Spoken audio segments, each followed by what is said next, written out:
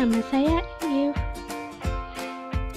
Hari ini saya bersama teman saya akan membahas apa yang saya akan bahas.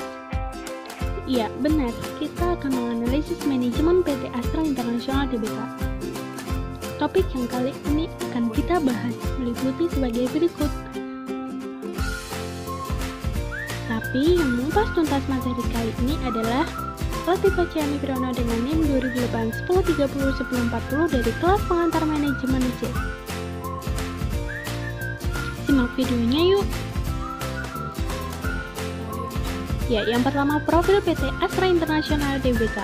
Astra International didirikan pada tahun 1957 di Jakarta sebagai perusahaan perdagangan umum dengan nama Astra International IN. Pada tahun 1990 terjadi perubahan nama menjadi PT Astra International Tbk. Hal ini dilakukan dalam rangka penawaran secara umum menyangkut perdana saham perseroan kepada masyarakat yang kemudian dilanjutkan dengan pencatatan saham oleh Bursa Efek Indonesia dengan menggunakan tiker ASI. Lini bisnis Astra meliputi bidang otomotif,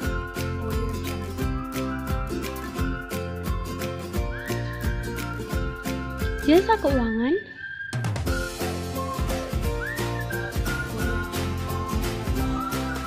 alat berat pertambangan, konstruksi dan energi, agribisnis, infrastruktur dan logistik, teknologi informasi, hingga properti, lingkungan internal dan eksternal. Lingkungan internal, lingkungan internal terdiri dari karyawan dan manajer.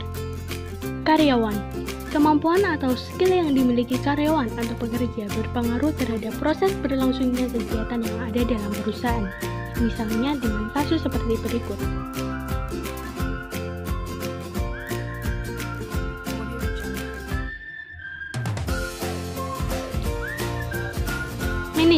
Manajer merupakan seorang yang mengatur atau mengelola perusahaan. Oleh karena itu, manajer mempengaruhi jalannya perusahaan. Sebelum diberi jabatan, seorang manajer Astra telah dibina dan dididik terlebih dahulu. Manajer yang ada di Astra International telah mengatur perusahaan sesuai dengan catur dan Lingkungan eksternal meliputi demografi, ekonomi, alam, teknologi, dan politik. Yang pertama ada demografi, komponen penduduk yang ada di sebuah negara berpengaruh terhadap produk yang dihasilkan sebuah perusahaan.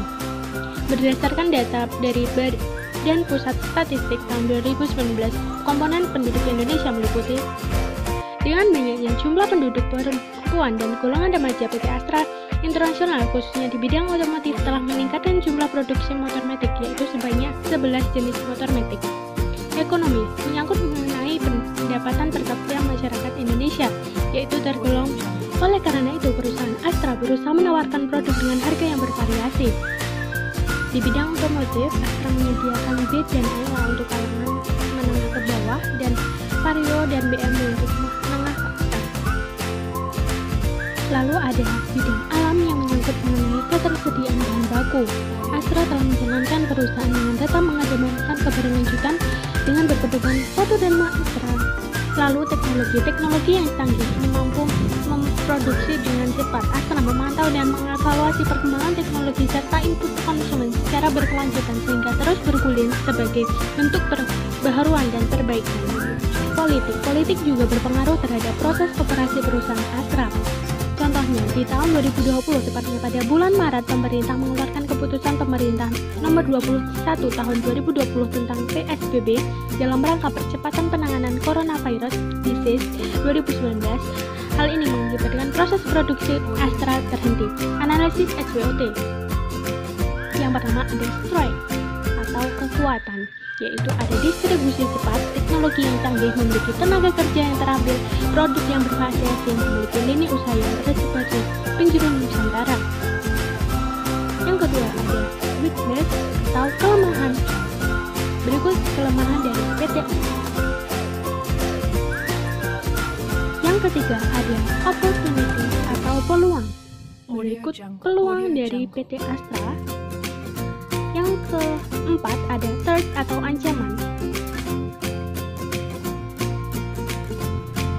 Selanjutnya membahas mengenai etika dan tanggung jawab jawab sosial. Yang pertama ada etika perusahaan.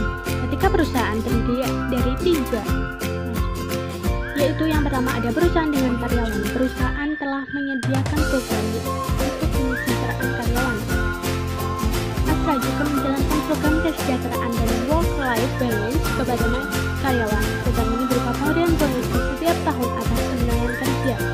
Hubungan karyawan dengan perusahaan. Menurut penelitian diketahui bahwa karyawan PT Astra ini memiliki sikap yang loyalitas terhadap perusahaan. Perusahaan dengan pihak ketiga, Astra Internasional telah membuat laporan keberlanjutan secara transparan kepada masyarakat. Astra juga menerapkan program CSR, tanggung jawab sosial Astra. Apa bentuk CSR Astra? Astra telah melakukan program CSR dengan 4 pilar, yaitu Astra untuk Indonesia Sehat, Astra untuk Indonesia Cerdas, Astra untuk Indonesia Hijau, Astra untuk Indonesia Gratis. Berbagai penghargaan yang telah dikantongi oleh PT Astra itu karena atas dukungan yayasan-yayasan dari PT Astra. Dengan satu Indonesia, semangat Astra terpadu untuk Indonesia, yaitu moto dari pelaksanaan CSR dari PT Astra ini sendiri.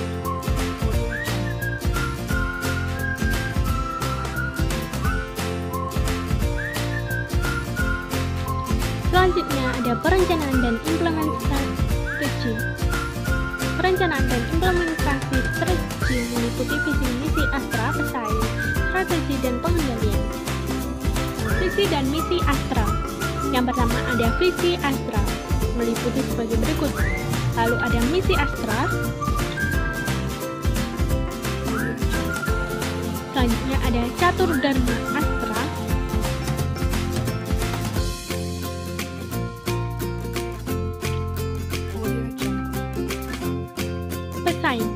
Pesaing Astra adalah PT Yamaha Indonesia. Strategi, yaitu ada strategi pemasaran dan strategi promosi berupa perhitungan promosi penjualan, publisitas, personal selling.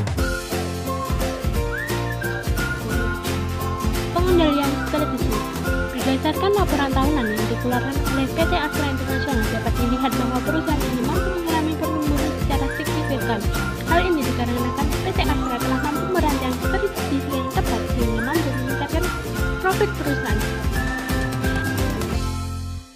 Penetapan tujuan dan pengambilan keputusan. Perencanaan tujuan dan pengambilan keputusan meliputi yang pertama ada profitabilitas. Setelah mengakuisisi PT Akses Indonesia Tbk, PT Sumbawa Joyo Totala, dan PT Kreasi Jaya Adhikara, menurut rasio return on asset tidak mengalami peningkatan. Menurut rasio return on equity tidak mengalami peningkatan. Berdasarkan hasil perhitungan ROI, efektivitas perusahaan dalam memanfaatkan dana yang berasal dari perusahaan mengalami penurunan. Produktivitas. Moto perusahaan ini yaitu mensejahterakan bangsa dan masyarakat, sehingga perusahaan berusaha memenuhi permintaan konsumen di segala elemen. Posisi pesaing. Output yang dihasilkan PT Astra sudah mampu bersaing di lingkup nasional maupun di skala internasional, sedangkan pesaing yaitu PT Yamaha belum memiliki jangkauan produk di skala internasional. Kepemimpinan di segi teknologi, Astra selama ini menduduki posisi pertama di skala nasional. Astra memiliki lini bisnis di berbagai sektor, sehingga dalam pengambilan keputusan dalam perusahaan ini dilakukan dengan lingkup yang sederhana dahulu, dengan tentunya mempertimbangkan nilai yang ada dalam catur dharma Astra. Pengorganisasian dan struktur organisasi meliputi struktur perusahaan, bentuk dan bentuk perusahaan. Yang pertama ada struktur organisasi. Berikut struktur organisasi dari PT Astra Internasional. Struktur organisasi pada perusahaan ini berbentuk matrik, dikarenakan PT Astra merupakan perusahaan yang memiliki cabang atau lini usaha. Bentuk perusahaan Astra. Perusahaan ini berbentuk horizontal dan vertikal. Garis vertikal menunjukkan pimpinan dari atas ke bawah dan horizontal untuk kepemimpinan tiap sektor. Terima kasih.